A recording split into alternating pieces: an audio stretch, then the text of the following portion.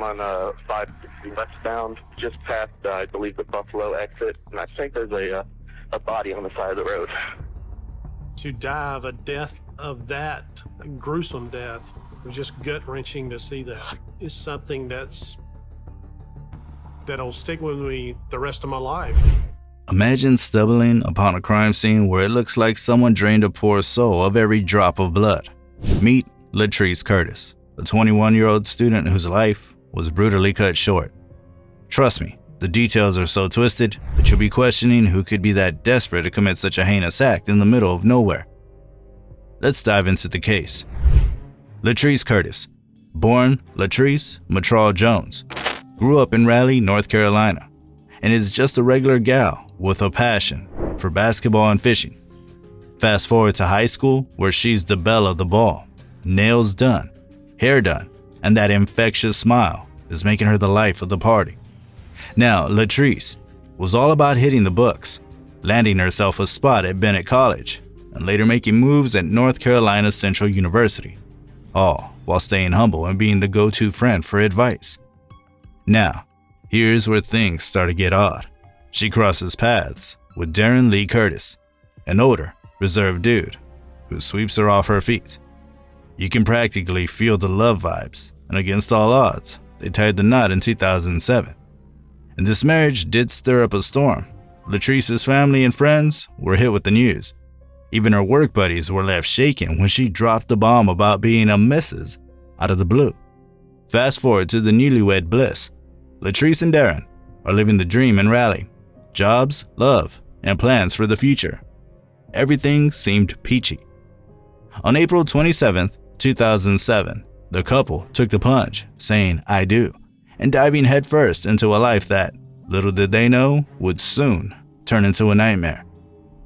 In January 2008, at 21 years old, Latrese, in her senior year at the university, had dreams of starting a family.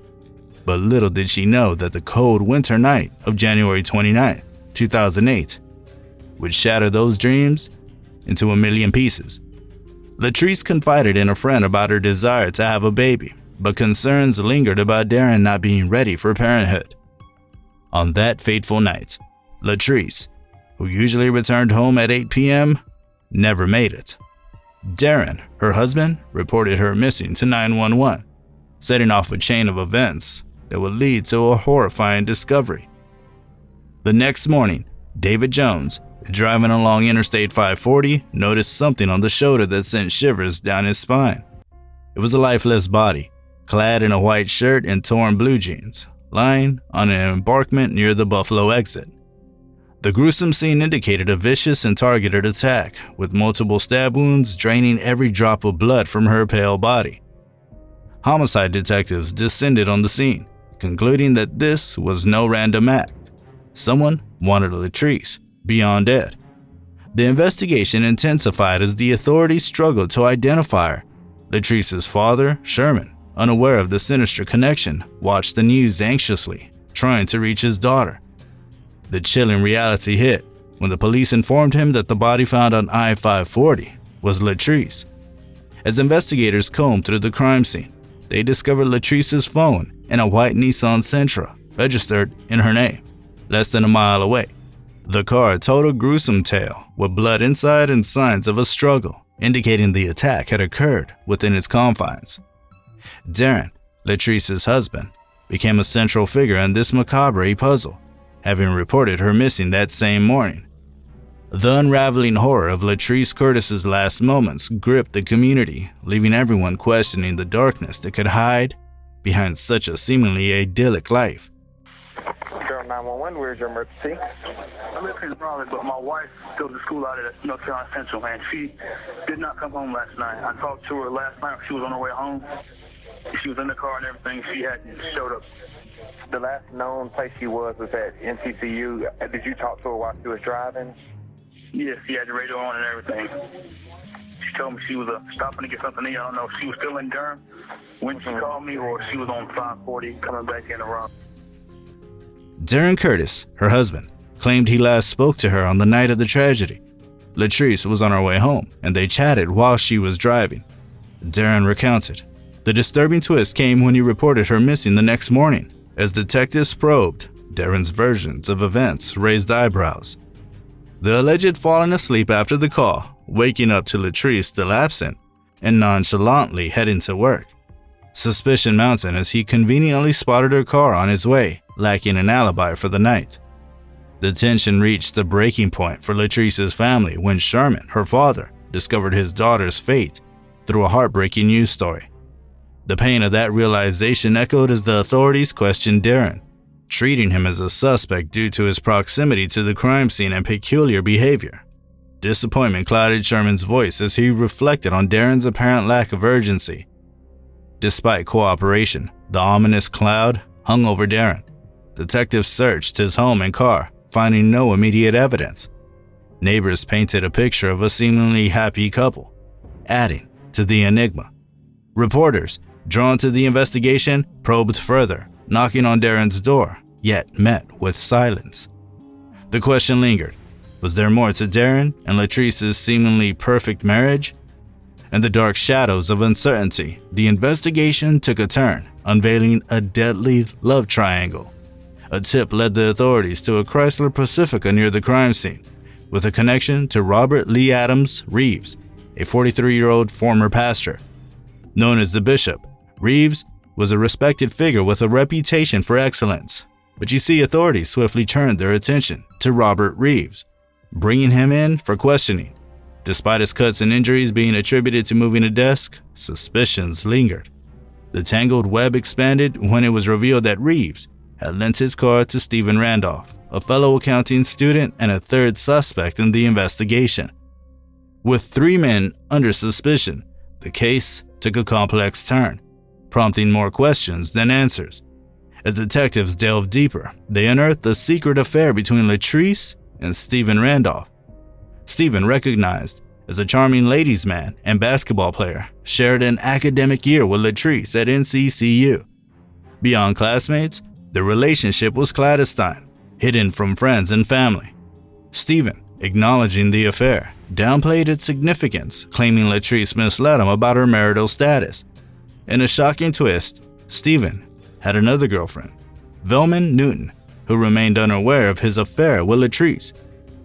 The revelation of this secret affair painted a darker picture of Latrese's life, and her friends and family grappled with the shocking truth. Stephen's compliance with authorities, providing DNA and fingerprints, raised suspicions about his potential involvement. As Stephen recounted the events leading to Latrese's murder, the pieces of this chilling puzzle started falling into place. Stephen disclosed that their encounters began in late 2007, shortly after he moved into Robert Reeves' house.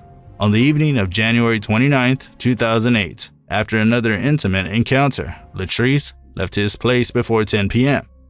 Later, Stephen went to the residence of his other girlfriend, Velma, and met with friends. Latrese, however, caught him, revealing the possibility of pregnancy and expressing a desire to discuss their future together. After receiving another call from Latrese's phone, where silence lingered, Stephen stayed at his girlfriend Velma Newton's house until 1:30 a.m. As he woke for an early class the next morning, he noticed a call from Latrese's phone at 2 a.m. Stephen, cooperating with the police, divulged details about strange calls he and Velma received a month before Latrese's death and an incident where their tires were slashed, leading him to occasionally borrow Robert's car. He vehemently denied involvement in Latrese's murder, emphasizing his disconnection from her death. Following the interrogation, Stephen was released, leaving detectives grappling with unanswered questions. Was Stephen hiding a darker truth, driven to harm Latrese to preserve his image as she sought a serious relationship?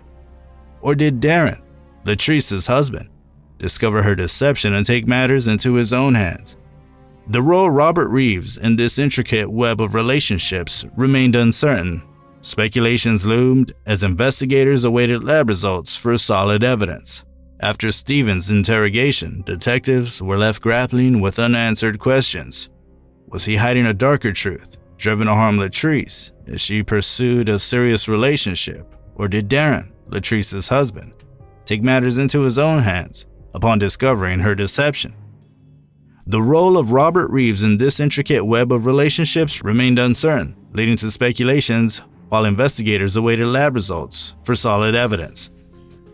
As detectives pieced together a timeline, a chilling revelation surfaced. Latrese's friend Kimberly received an eerie call from Latrese's phone at 2 a.m. on the night of the murder. The call, filled with haunting sounds, left Kimberly unnerved. Little did she know that the next time she heard Latrese's name, it would bring devastating news. The autopsy report disclosed the gruesome details of Latrese's death: her throat slit, around 40 stab wounds, and signs of a violent struggle. Latrese was likely already deceased when Stephen received her final call. The killer's use of Latrese's phone to contact loved ones left investigators questioning the motive. Was it sadistic pleasure or an attempt to mislead the investigation? The shockwaves continued as the accused murderer turned out to be Robert Reeves, facing charges of first-degree murder despite vehement protest of innocence. Incriminating evidence, including Robert's DNA in Latrese's car, perplexed those who knew him as a respected bishop. As the trial unfolded, the jury found Robert Reeves guilty of the first-degree murder of Latrese Curtis. On October 9, 2009, he was sentenced to life without the possibility of parole, serving his term at the Pasquotank Correctional Institution in Elizabeth City, North Carolina. Latrese's father, Sherman Jones, expressed a mix of heartbreak and relief after the conviction, emphasizing the closure for the family. However, true closure remained elusive as the pain of losing Latrese lingered, leaving unanswered questions and an enduring sense of loss. Anyways, what do you think about this case? Do drop your thoughts in the comment section below, and we'll meet again in the next episode. Until then, see ya.